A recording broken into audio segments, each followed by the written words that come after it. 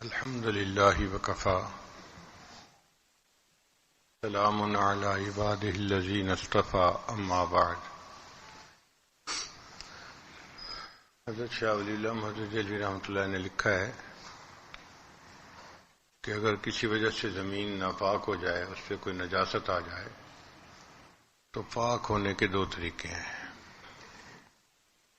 ایک طریقہ تو یہ ہے کہ اتنی بارش برسے کہ بارش کا پانی اس نجاست کو بہا کے لے جائے. جب وہ زمین خشک ہوگی تو پھر پاک کہلائے گی. اور دوسرا طریقہ یہ ہے کہ اس پہ سورج کی دھوپ اتنی پڑے کہ دھوپ نجاست کے نام نشان کو مٹا دے، نہ بو رہے، نہ رنگ رہے، نہ کوئی اثر رہے باقی. اگر دھوپ کی وجہ سے ایسا ہو گیا تو پھر بھی زمین کو پاک کہیں گے. دونوں طریقوں سے. انسان کا دل زمین کی مانند ہے، اور اس کے بھی پاک ہونے کے دو ہی طریقے ہیں. ایک طریقہ یہ انسان اتنا ذکر کرے اللہ کا کہ نور کی بارش برسے اور دل کی نجاستوں کو بہا کے لے جائے. اس لیے کثرت ذکر کا حکم.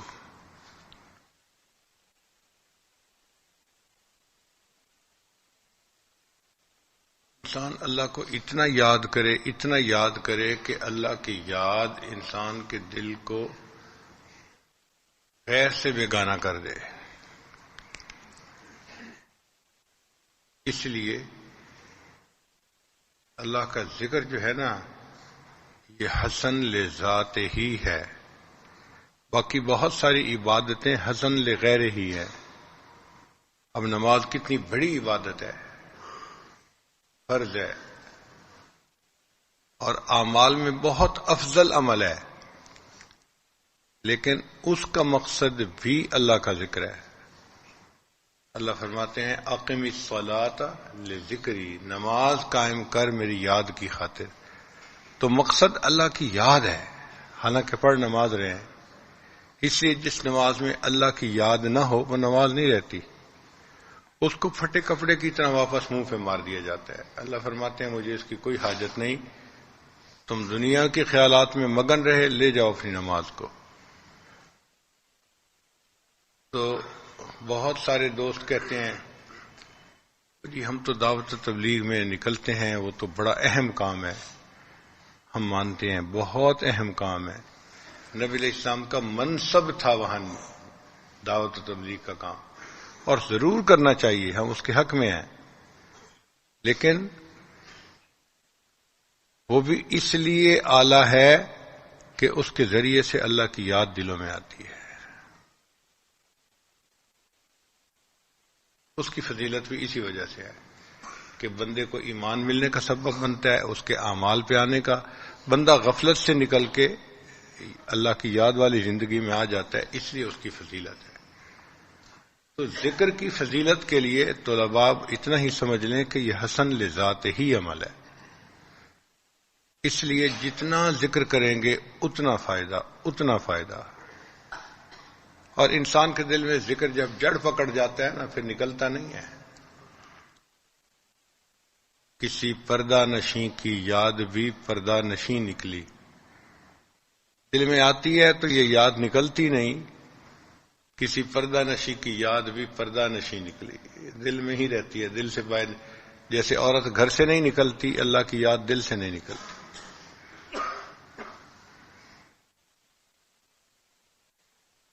بلکہ امام ربانی حضرت مجدد الفسانی رحمۃ اللہ تو یہاں تک لکھتے ہیں کہ جس بندے کو فنائے قلبی حاصل ہو جائے، فنائیت کا مقام مل جائے، اس کو اگر 1000 سال کی عمر دی جائے کہ تم اللہ کو بھلاؤ، اور وہ کوشش بھی کرے تو اللہ کو نہیں بھلا سکتا.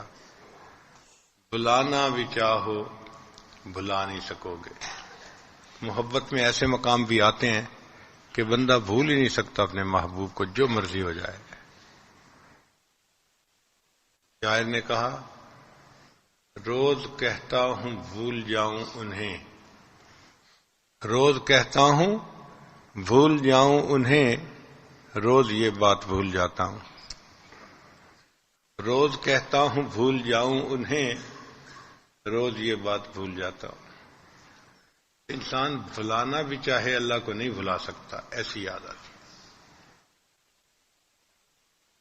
پھر انہوں نے ایک واقعہ لکھا ہے عبداللہ استخری رحمۃ اللہ علیہ کا، فرماتے ہیں کہ ان کے اوپر اللہ تعالیٰ کی فنا کا وقت جو تھا وہ کافی لمبا ہو گیا۔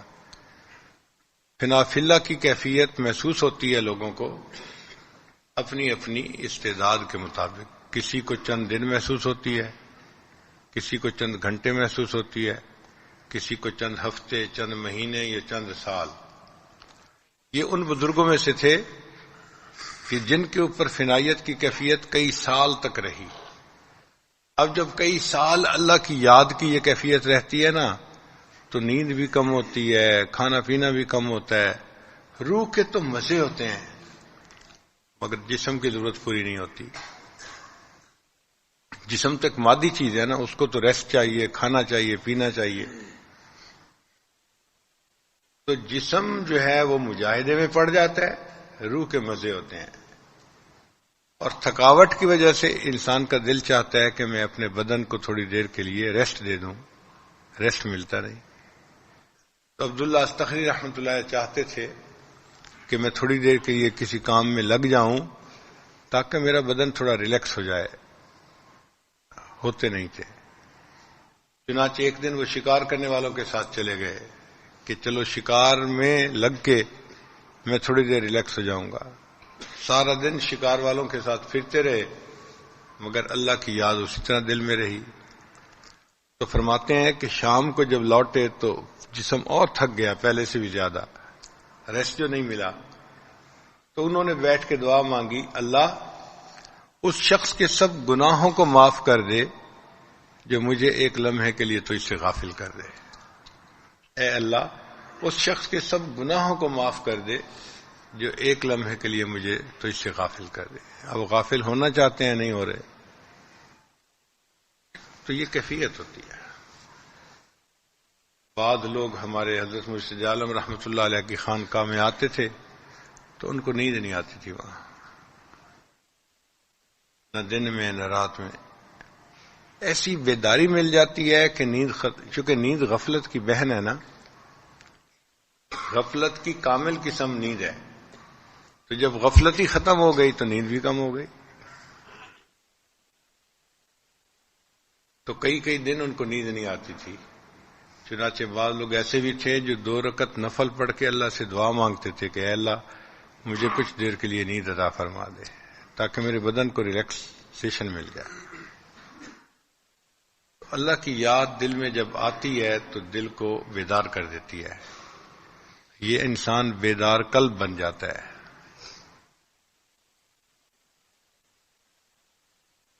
تو 2 طریقے ہیں دل کی زمین کے پاک ہونے کے۔ ایک تو اللہ کے ذکر کی بارش اتنی برسے کہ نجاست گناہ سب اثر دھل جائے اور دل کی زمین پاک ہو جائے۔ اور دوسرا طریقہ یہ ہے کہ انسان اپنے شیخ کی صحبت میں رہے۔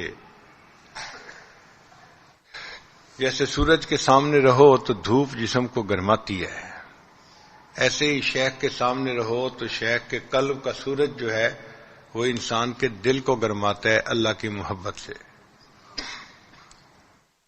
تو صحبت شیخ میں اللہ کی محبت میں اضافہ محسوس ہوتا ہے۔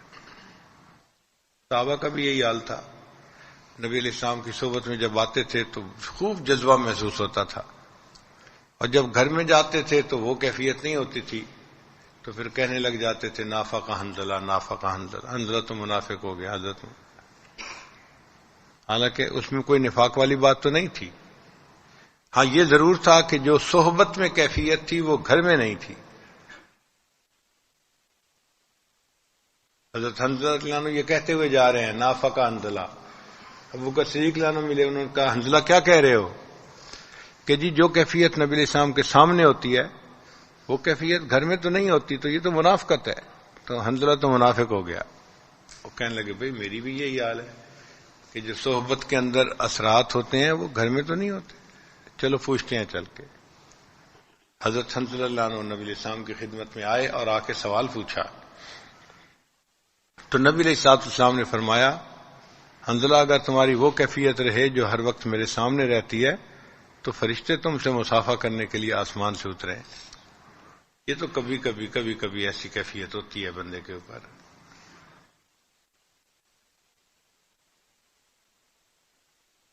اس کا جواب حضرت مولانا یعقوب نانوتوی رحمۃ اللہ نے بہت اچھا دیا. انہوں نے فرمایا کہ دیکھو سمندر کے اندر پانی ہوتا ہے، لیکن جب مہینے کی 14ویں تاریخ ہوتی ہے نا تو سمندر کے اندر اونچی لہریں، ہائی ٹائیڈ، پانی اچھل کے جاتا ہے. انسان ان لہروں کو دیکھ کے حیران ہوتا ہے کہ 15 فٹ لہریں اوپر اچھل رہی ہوتی ہیں. ہائی ٹائیڈ اس کو کہتے ہیں. اور جب پہلی تاریخ ہوتی ہے تو بالکل سورج پرسکون ہوتا ہے، سمندر پرسکون ہوتا ہے، لہریں ہوتی نہیں. تو وہ فرماتے تھے کہ دیکھیں سمندر کا پانی تو اتنا ہی ہے، وہ کم زیادہ نہیں ہوتا. جو پانی ہے وہ وہی ہے. جب چاند سامنے نہیں تو پرسکون ہے، اور جب 14ویں کا چاند سامنے آ گیا تو 15 فٹ اونچی لہریں اٹھ رہی ہیں. تو وہ فرماتے تھے کہ صحابہ کی بھی محبت جو تھی وہ اتنی ہی تھی، لیکن جب وہ نبی علیہ السلام کے سامنے آتے تھے تو یہ 14ویں کا چاند ایسا تھا کہ جو دلوں کی جو ہے نا کیفیت میں سیلاب برپا کر دیتا تھا. تو صحابہ کے دلوں میں نا اللہ کی محبت کی لہریں اٹھ کے آتی تھیں. وہ ایک جذبہ محسوس کرتے تھے. گھر جاتے تھے تو وہ کیفیت تو نہیں ہو سکتی تھی چونکہ وہ چاند سامنے نہیں رہتا تھا. تو یہی حال صحبت شیخ کا ہوتا ہے کہ جب ان کے پاس بیٹھتے ہیں تو اللہ کی محبت میں اضافہ محسوس ہوتا ہے. دنیا حقیر نظر آتی ہے اور آخرت کی تیاری کا شوق پیدا ہوتا ہے دل میں. یہ ایک نسبت ہے انعکاسی جس کو کہتے ہیں. یہ ایسے ہی ہے جیسے آگ کے پاس بیٹھو تو گرمی محسوس ہوتی ہے، سردی اتر جاتی ہے. انسان شیخ کی صحبت میں بیٹھتا ہے تو گناہوں کی سردی اتر جاتی ہے اور نور گرمی کا محسوس ہونا شروع ہو جاتا ہے. تو دوسرا طریقہ شیخ کی صحبت ہے. تو دو طریقے ہوئے زمین دل کے پاک ہونے کے. ایک ذکر کی اتنی کثرت کرے کہ اللہ کی رحمت کی بارش برسے اور گناہوں کی میل اور نجاست کو مٹا کے دھو کے رکھ دے. یا پھر شیخ کی صحبت میں انسان اتنا رہے کہ ان کی توجہات انسان کے دل کو مقناطیسیت سے بھر دیں اور دل جو ہے پاک ہو جائے. اللہ تعالی ہمارے دلوں کو بھی اپنی محبت سے بھر دے اور دنیا کی محبت کو ہمارے دلوں سے نکال دے اور آخرت کی تیاری کا شوق ہمیں نصیب ہو جائے. وآخر دعوانا ان الحمد للہ رب العالمین. تھوڑی دیر کے لیے مراقبہ کر لیجئے، آنکھوں کو بند کر لیجئے، سر کو جھکا لیجئے. دنیا اور جو کچھ دنیا میں ہے